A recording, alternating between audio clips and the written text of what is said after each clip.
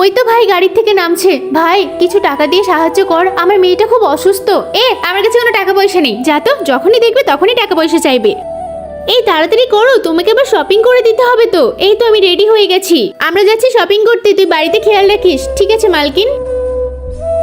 সামনের দিকে দেখো, তোমার বোন আবার এই সময় কেন আসছে? কিছু একটা করে ওদেরকে ভাগাও। হ্যাঁ তাই তো দেখছি। দেখো আমি কিচ্ছু জানি না, ও যদি দাঁড় করায় দাঁড়াবে না, সোজা গাড়িতে উঠে পড়বে।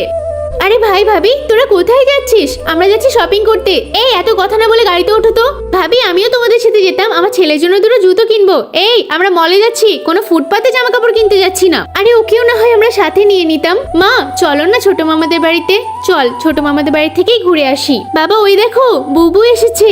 হ্যাঁ তাই তো দেখছি। ভাই আমাকে ক্ষমা করে দিস। কেন, ও তো এখন বদলে গেছে তাই না? হ্যাঁ রে ভাই, আমি বুঝতে পারিনি ও বড়লোক হলে এভাবে বদলে যাবে। ও আমাকে বাড়িতেই ঢুকতে দিল না। ওরা তো আমাদেরকেও দেখতে পারে না। এই নে তুই আমার টুপিটা পর। তোমার টুপি আমি পরবো, তাহলে তুমি আমার জুতো দুটো পরো। তুমি তো খালি পায়ে আছো, আমার এই জুতোগুলো তোমার পায়ে হয়ে যাবে। ভাই তুই আর অভিমান করে থাকিস না, বাবা সবকিছু ভুলে যাও না।